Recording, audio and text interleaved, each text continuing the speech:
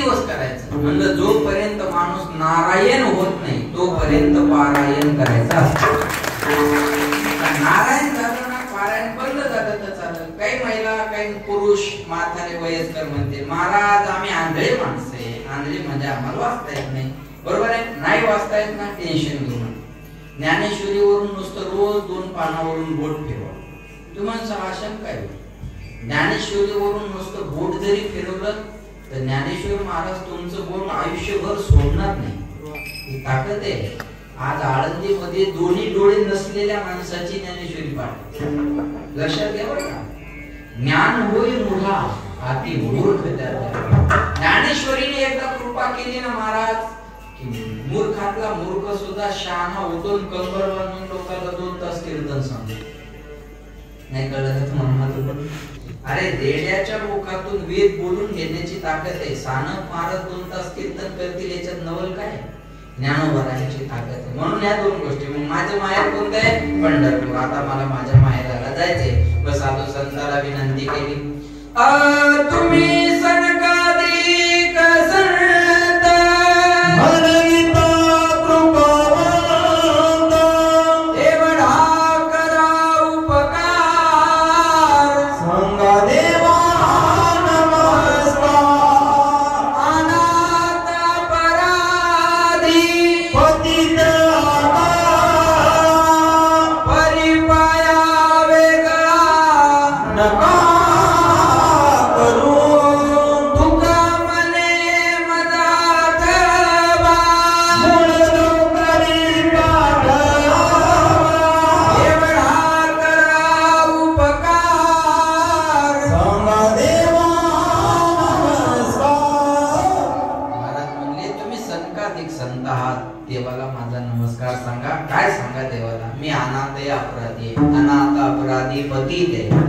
आगळा आहे पण तुमच्या पायापासून वेगळं करू नका. बरोबर आहे?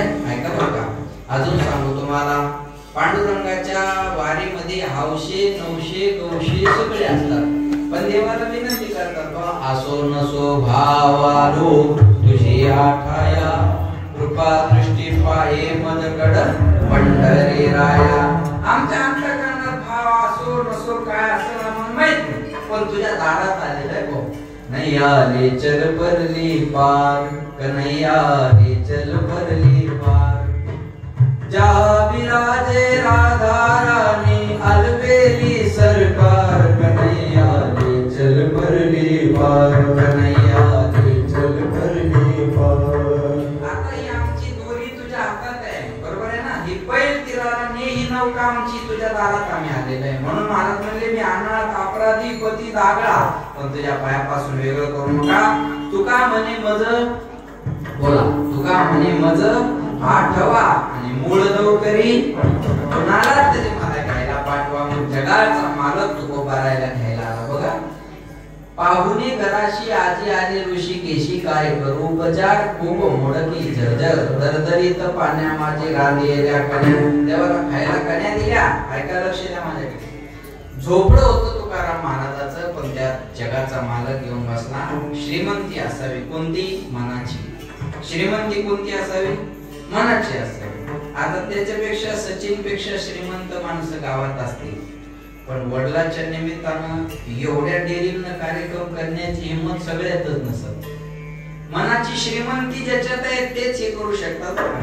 पैशाने माणूस श्रीमंत होत नसतो. मनाची श्रीमंती पाहिजे. झोपडा असू द्या पण आनंद पाहिजे. म्हणून म्हणतात किती आनंदी आनंद बोला किती आनंदी आनंद या झोपडीत माझ्या या झोपडीत माझ्या भूमीवरी पडावे आकाश पांघरावे ताऱ्याकडे पाहावे या झोपडीत माझ्या या झोपडीत माझ्या किती आनंदी आनंद किती आनंदी आनंद या झोपडीत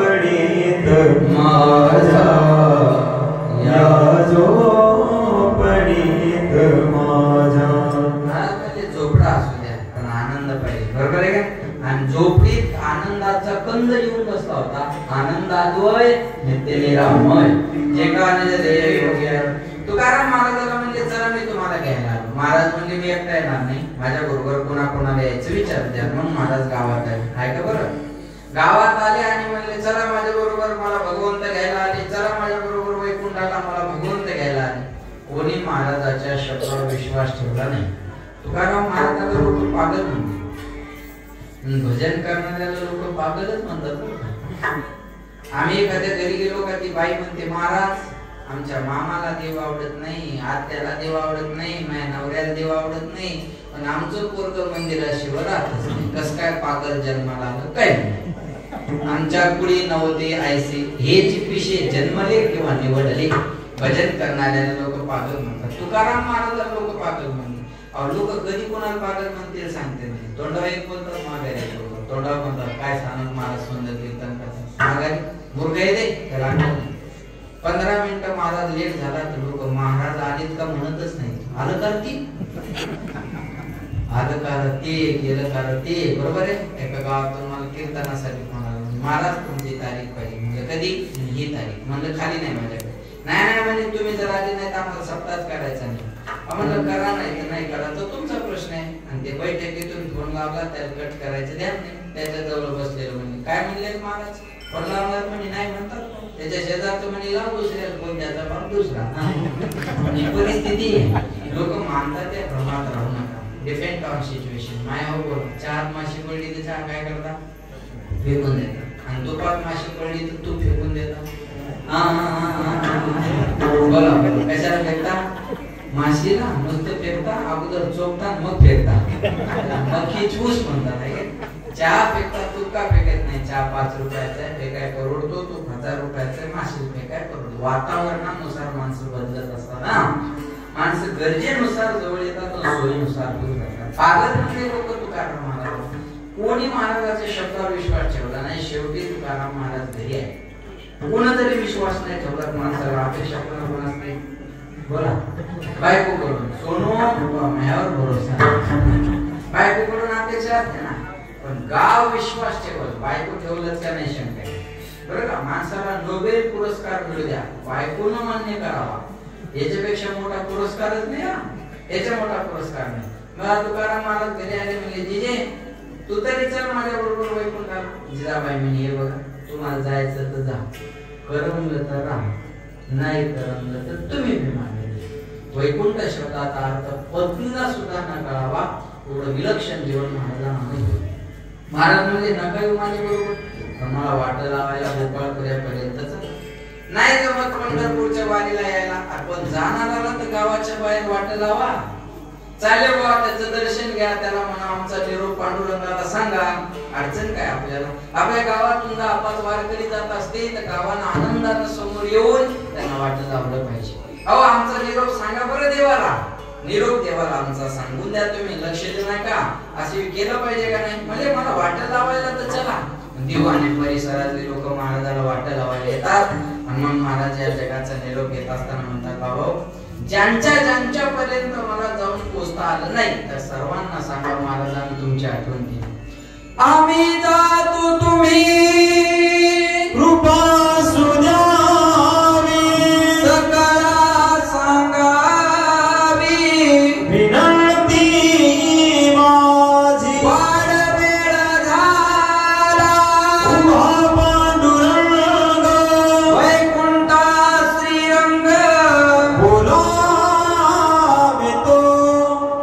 आम्ही जातो तुमची कृपा आमच्यावर असू द्या. आता आमचा शेवटचा राम राम तुम्हाला आहे. आम्ही जातो आमच्या गावा. आम्ही जातो आमच्या गावा. आम्ही जातो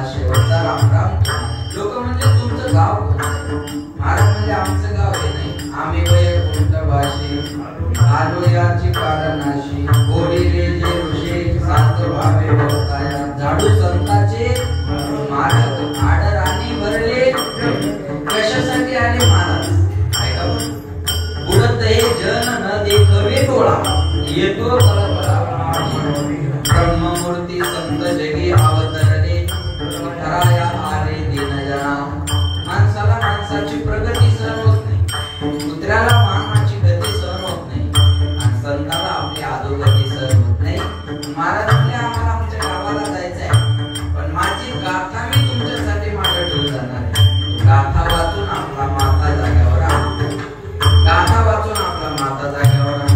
आज बरी होतो तुमचे गावी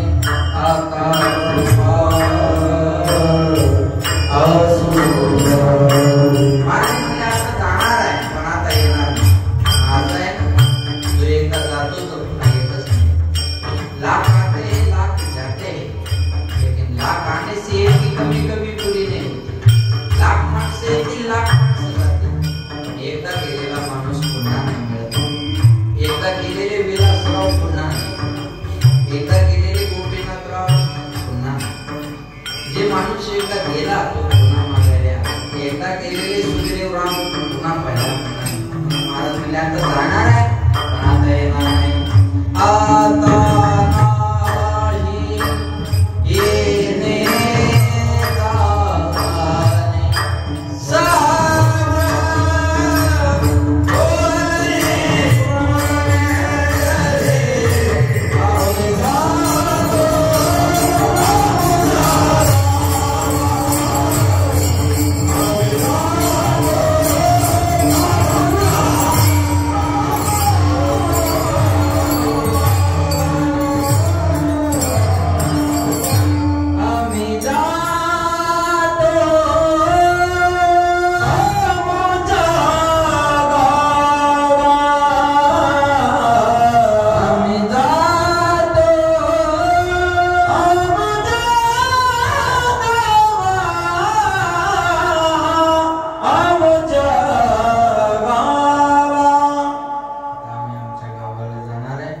मृत्यूच्या डोक्यावर पाय देऊन सदैव वैकुंठ गमन तुकोबाऱ्या करतात आणि मग या जगाला संकट बाळो भारताच्या सम्राटाला आगीत जळून जावं लागलं आणि जगाचा त्रास सहन करून जगाचा मालक शेवटच्या क्षणाला मला घ्यायला आला, याच्यासाठीच मी यादसाठी केला